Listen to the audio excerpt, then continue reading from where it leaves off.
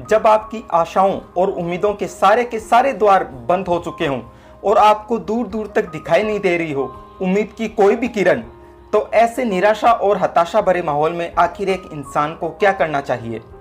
इसका सबसे सटीक जवाब तो दे सकता है सिर्फ और सिर्फ वही जो हर प्रश्न का उत्तर जानता हो, जो हर चीज का आदि भी जानता हो और अंत भी, जो उस दीपक के समान पूर्ण हो जो दूसरे दीपक को जलाता है लेकिन फिर भी उसका प्रकाश ज्यों का त्यों बना रहता है।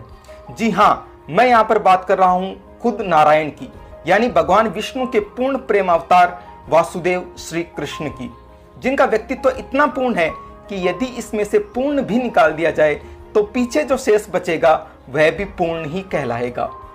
आज की हमारी वीडियो पूरी तरह से केंद्रित है इन्हीं मुरली मनोहर के जीवन की एक महत्वपूर्ण घटना पर। यह घटना हमें यह सिखाती है कि किस तरह हम नाउम्मीदी के बुरे दौर में भी आत्महत्या जैसे नकारात्मक विचारों का त्याग कर अपने सांसारिक और आध्यात्मिक कल्याण का मार्ग प्रशस्त कर सकते हैं। इसी के साथ साथ वीडियो के आखिरी हिस्से में हम देवकी नंदन श्री कृष्ण के इस संदेश को भौतिक और आध्यात्मिक दोनों ही तरह के तर्कों के तराजू पर तोड़ने की भी पूरी कोशिश करेंगे। तो आइए सबसे पहले जान लेते हैं भगवान निरंजन के जीवन की इस महत्वपूर्ण घटना को। बात उन दिनों की है जब कुंती पुत्र अर्जुन निवास कर रहे थे द्वारिकाधीश श्री कृष्ण के ही राजमहल में। बिल्कुल उसी समय घटित हो जाता है एक ऐसा वाकया जहां गांडीवधारी अर्जुन एक ऐसी प्रतिज्ञा कर लेते हैं जिसका पालन करना, जिसको परिपूर्ण करना संभव ही नहीं था व्यवहारिक रूप से। आखिर यह प्रतिज्ञा थी क्या? यह प्रतिज्ञा थी एक निर्धन ब्राह्मण के 4 पुत्रों को वापस लाने की यमलोक से।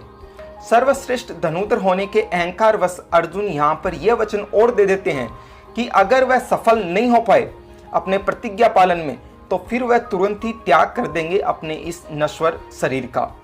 आखिर वही हुआ जो नियति ने होना तय कर रखा था। काल को भी भला कोई कभी जीत पाया है? द्रोण शिष्य अर्जुन पूरी तरह से असफल हो गए अपने सारे के सारे प्रयासों में और इसके बाद विवश हो गए अपने दूसरे वचन का पालन करने के लिए, अर्थात अपने प्राण देने के लिए। अपने वचन की मर्यादा का पालन करते हुए कुंती नंदन अर्जुन अग्नि प्रज्वलित कर लेते हैं और उसमें प्रवेश करने ही वाले होते हैं कि बिल्कुल उसी समय वहां पर आ पहुंचते हैं भगवान श्याम सुंदर यानी श्री कृष्ण। उन्होंने जब धनंजय अर्जुन से ऐसा करने का कारण पूछा तो अर्जुन ने प्रत्युत्तर में कहा कि वह पूरी तरह से असमर्थ हो गए हैं अपने धर्म पालन को पूरा करने में, अपने कर्तव्य को निभाने में, और इसीलिए अब वह तुरंत ही त्याग करना चाहते हैं अपने इस भौतिक शरीर का। इस पर दयानिधि भगवान श्री कृष्ण ने अपने प्रिय सखा पार्थ को समझाते हुए कहा कि एक मनुष्य अपने कर्तव्य पालन में असमर्थ केवल तभी होता है जब वह प्रयास करना छोड़ दे।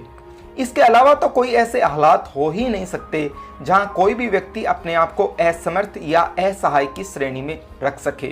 पूरी तरह से हताशा और निराशा के मनोभावों से घिर चुके पांडु श्रेष्ठ अर्जुन अपने इन्हीं मनोभावों के अधीन होकर प्रतिवाद करते हुए एक ऐसा तर्क देते हैं जिसका जवाब देना शायद किसी साधारण मनुष्य के लिए तो संभव ही नहीं था।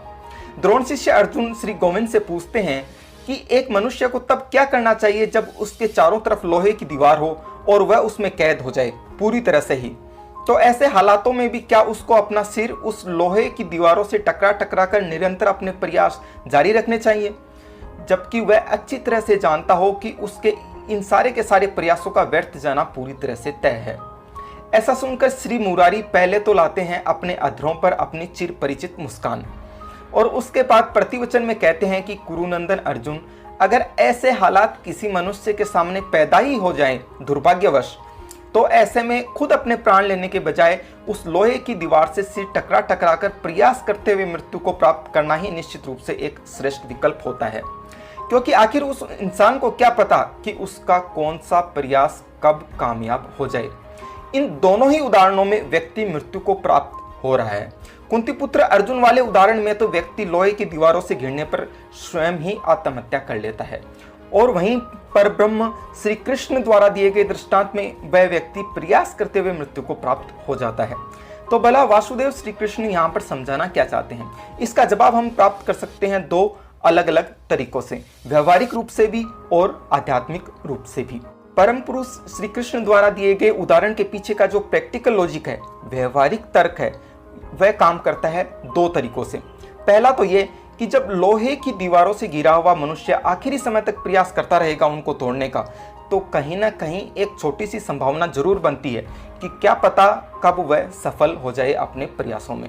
और दूसरा यह कि क्या पता वह अपने प्रयासों में तो सफल ना हो पाए, लेकिन उसकी नियति, उसका भाग्य अचानक से पलटी खा जाए और उसे कुछ ऐसे भारी तत्वों या ताकतों से मदद मिल जाए जो उसके नियंत्रण से पूरी तरह से बाहर हैं और जिनके बारे में उसने सोचा भी ना हो। यह तो आप जानते हैं कि इस तरह की संभावना भी हमेशा ही बनी रहती है, क्योंकि आपका बुरा समय कब खत्म हो जाए यह आपको थोड़ी ना पता होता है पहले से ही। व्यवहारिक रूप से देखा जाए तो इन्हीं दो कारणों से श्री कृष्ण ने आत्महत्या करने की बजाय निरंतर प्रयास करते हुए धैर्य रखने को ही एक श्रेष्ठ विकल्प बताया है। अगर आध्यात्मिक रूप से देखा जाए तो एक व्यक्ति जब अपने ही हाथों से आलिंगन कर लेता है अपनी ही मृत्यु का, तो वह निश्चित रूप से पाप का भागी ही बनता है। आखिर ऐसा कैसे होता है? ऐसा इसलिए हो जाता है क्योंकि वह ऐसा करके अपने हाथों खुद की यानी किसी जीव की ही हत्या कर रहा होता है। और जीव हत्या करना तो कितना बड़ा पाप है यह तो आप जानते ही हैं अच्छे तरीके से। यहाँ तक कि भागवत गीता में भगवान केशव जो उपदेश देते हैं उनके मुताबिक तो किसी आस्तिक व्यक्ति को तो कभी किसी भी हालत में आत्महत्या नहीं करनी चाहिए। ऐसा क्यों? ऐसा इसलिए क्योंकि ईश्वर में पूर्ण आस्था रखने वाला व्यक्ति अगर अपने हाथों से ही अपनी मृत्यु का आलिंगन करता है तो ऐसा करके वह यह मान लेता है, यह साबित कर देता है कि जिन हालातों को वह खुद नहीं बदल सकता उनको ईश्वर भी बदलने का सामर्थ्य नहीं रखते हैं। तो ऐसा करके वह न केवल ईश्वर के सामर्थ्य पर, ईश्वर की क्षमता पर सवाल उठा देता है, बल्कि स्वयं ही ईश्वर के अस्तित्व को भी सिरे से नकार देता है। मेरी राय में आपको उन लोगों की बिल्कुल भी नहीं सुननी चाहिए जो ये कहते हैं कि जहाँ पर धर्म की बात हो रही हो, जहाँ पर आस्था की बात हो रही हो, वहाँ पर तर्क का कोई काम नहीं होता। मेरा मत यहाँ पर यह है कि तर्क ही जीवन का आधार है और ईश्वर में विश्वास का जो अंकुर है वह तब भी लंबे समय तक जीवित रह सकता है जब वह तर्क की भूमि से उपजा हो। इसीलिए पार्थ सारथी श्री कृष्ण ने हमेशा ही अध्यात्म में तर्क का स्वागत किया है। मेरी यहाँ पर आपको यही सलाह है कि भगवान यशोदानंदन के जिन उपदेशों का वृत्तांत मैंने आपको यहाँ पर सुनाया है उन्हें आप खुद अपने तर्क के तराजू पर तोलें। और अगर आपको परम पुरुष श्री कृष्ण की यह अमृतवाणी यथोचित लगे, तर्क संगत लगे, तो निश्चित रूप से ही आप उसका अनुसरण करने का प्रयत्न करें अपने दैनिक जीवन में।